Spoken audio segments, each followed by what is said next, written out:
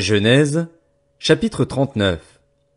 Quant à Joseph, on l'avait fait descendre en Égypte et Potiphar, l'officier du Pharaon qui était chef des gardes, un Égyptien, l'avait acheté aux Ismaélites qui l'y avaient fait descendre. L'Éternel fut avec Joseph et la réussite l'accompagna. Il habitait dans la maison de son maître égyptien. Son maître vit que l'Éternel était avec lui et que tout ce qu'il entreprenait, l'Éternel le faisait réussir entre ses mains, et Joseph trouva grâce aux yeux de son maître. Il l'employa à son service, l'établit responsable de sa maison et lui confia tous ses biens. Dès que Potiphar l'eut établi responsable de sa maison et de tous ses biens, l'Éternel bénit la maison de cet Égyptien à cause de Joseph, et la bénédiction de l'Éternel reposa sur tous ses biens, que ce soit à la maison ou au champ. Il abandonna tous ses biens entre les mains de Joseph, et il ne prenait connaissance de rien avec lui, sauf de sa propre nourriture. Or Joseph était beau à tout point de vue. Après cela, la femme de son maître porta les yeux sur Joseph et dit, « Couche avec moi. » Il refusa et lui dit, « Mon maître ne prend connaissance de rien avec moi dans la maison. Il m'a confié tous ses biens. Personne n'est plus grand que moi dans cette maison et il ne m'a rien interdit, sauf toi parce que tu es sa femme.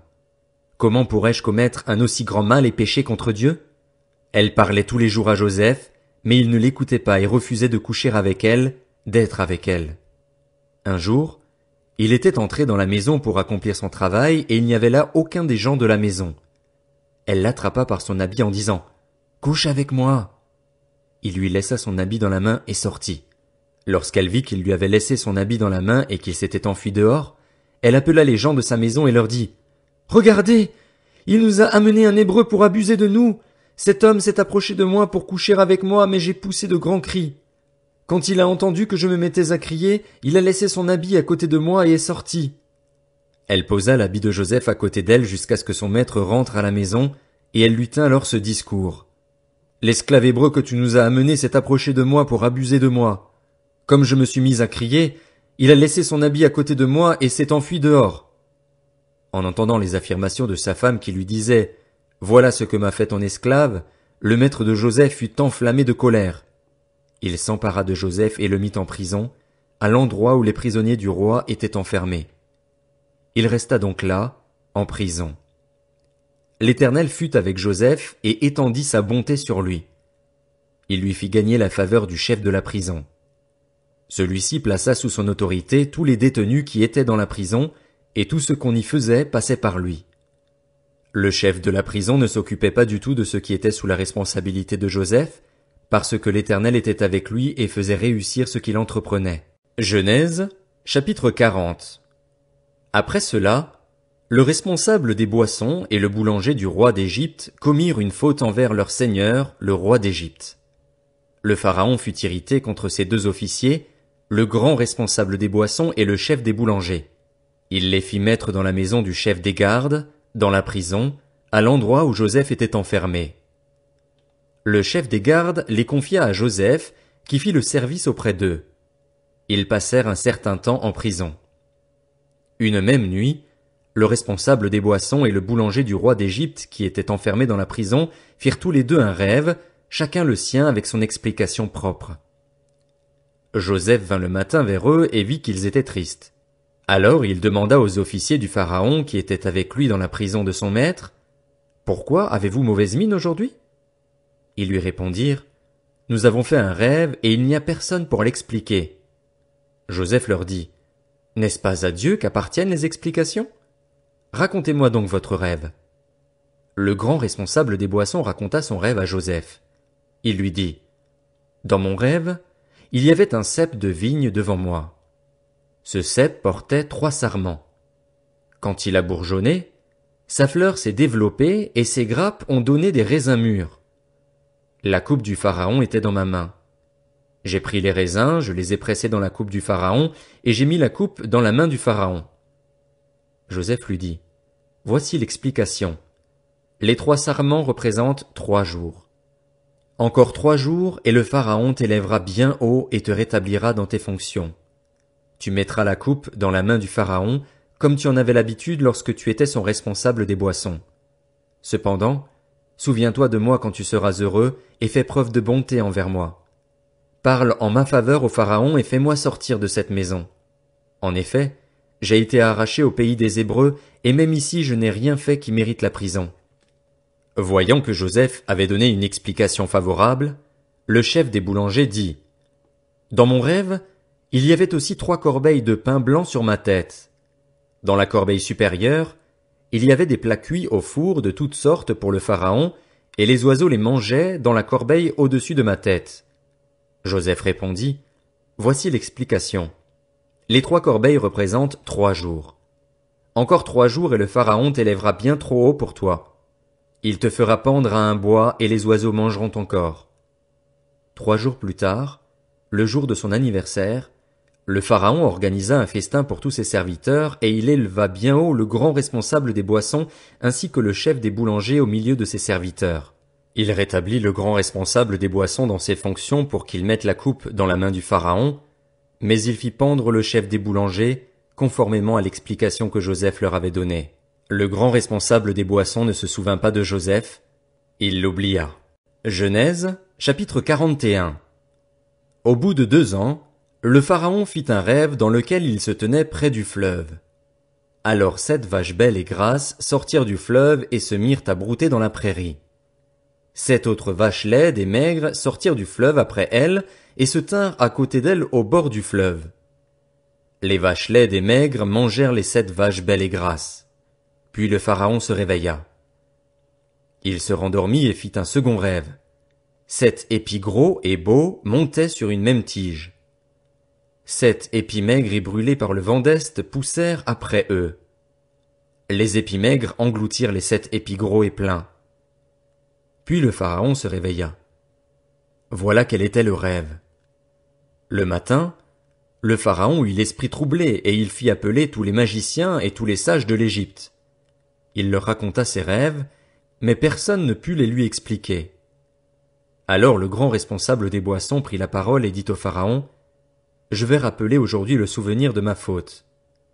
Le Pharaon s'était irrité contre ses serviteurs, et il m'avait fait mettre en prison dans la maison du chef des gardes, ainsi que le chef des boulangers.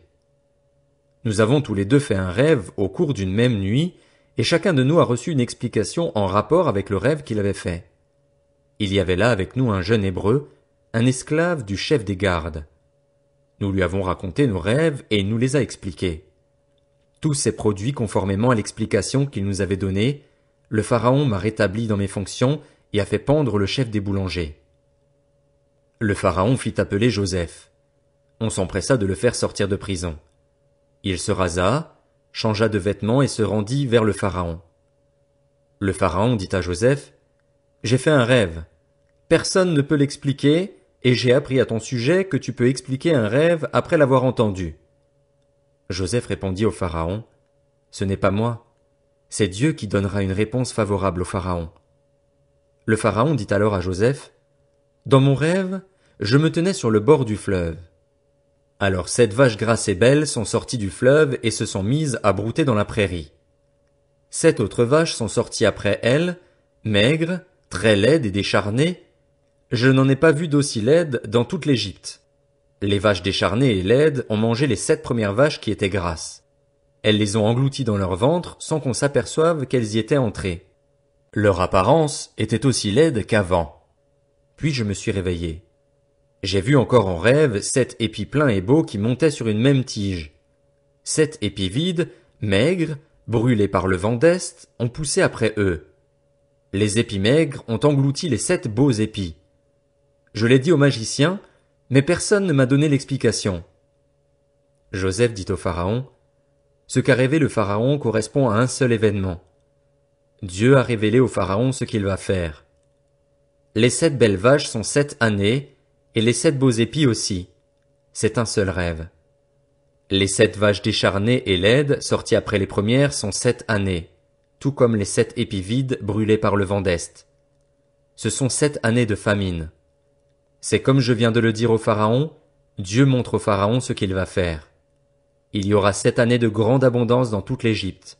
7 années de famine les suivront, et l'on oubliera toute cette abondance en Égypte. La famine détruira le pays. Cette famine qui suivra sera si forte qu'on ne s'apercevra plus de l'abondance dans le pays. Si le Pharaon a vu le rêve se répéter, c'est que la décision est ferme de la part de Dieu et qu'il la mettra rapidement en œuvre. Maintenant, que le Pharaon choisisse un homme intelligent et sage et qu'il le mette à la tête de l'Égypte. Que le Pharaon établisse des commissaires sur le pays pour prélever 1/5 des récoltes de l'Égypte pendant les 7 années d'abondance. Qu'ils rassemblent tous les produits de ces bonnes années à venir, qu'ils amassent, sous l'autorité du Pharaon, du blé et des vivres dans les villes et qu'ils en aient la garde. Ces provisions formeront une réserve pour le pays, pour les 7 années de famine qui frapperont l'Égypte, afin que le pays ne soit pas détruit par la famine. Ces paroles plurent au Pharaon et à tous ses serviteurs. Le Pharaon dit à ses serviteurs, « Pourrions-nous trouver un homme tel que celui-ci, qui a en lui l'Esprit de Dieu ?» Et le Pharaon dit à Joseph, « Puisque Dieu t'a fait connaître tout cela, il n'y a personne qui soit aussi intelligent et aussi sage que toi. Tu seras responsable de ma maison et tout mon peuple obéira à tes ordres.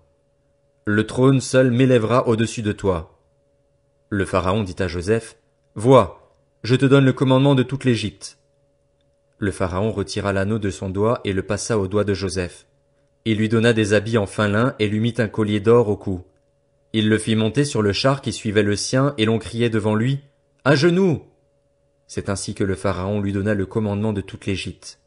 Il dit encore à Joseph, « C'est moi qui suis le Pharaon, mais sans ton accord personne ne lèvera la main ni le pied dans toute l'Égypte. » Le Pharaon appela Joseph Tsaphnat-Paénéach et lui donna pour femme Asnath, fille de Potiphéra, le prêtre d'On. Joseph partit pour visiter l'Égypte. Il était âgé de 30 ans lorsqu'il se présenta devant le Pharaon, le roi d'Égypte. Il quitta le Pharaon et parcourut toute l'Égypte.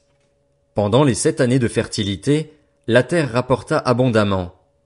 Joseph rassembla tous les produits de ces 7 années en Égypte. Il entreposa des vivres dans les villes en mettant à l'intérieur de chaque ville les produits des campagnes environnantes.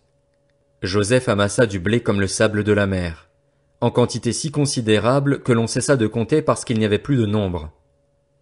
Avant les années de famine, Joseph eut 2 fils que lui donna Asnath, fille de Potiphéra, le prêtre d'On. Joseph appela l'aîné Manassé, car, dit-il, Dieu m'a fait oublier toutes mes peines et toute ma famille. Et il appela le second Éphraïm, car, dit-il, Dieu m'a donné des enfants dans le pays de mon malheur. Les 7 années d'abondance qu'il y eut en Égypte passèrent, et les 7 années de famine commencèrent à venir, comme Joseph l'avait annoncé. La famine régna dans tout le pays, mais dans toute l'Égypte il y avait du pain. Quand toute l'Égypte commença aussi à avoir faim, le peuple cria au Pharaon pour avoir du pain. Le Pharaon dit à tous les Égyptiens, « Allez vers Joseph et faites ce qu'il vous dira. » La famine régnait sur tout le pays. Joseph ouvrit tous les centres d'approvisionnement et vendit du blé aux Égyptiens, car la famine était forte en Égypte. On arrivait de tous les pays en Égypte pour acheter du blé à Joseph, car la famine était forte partout.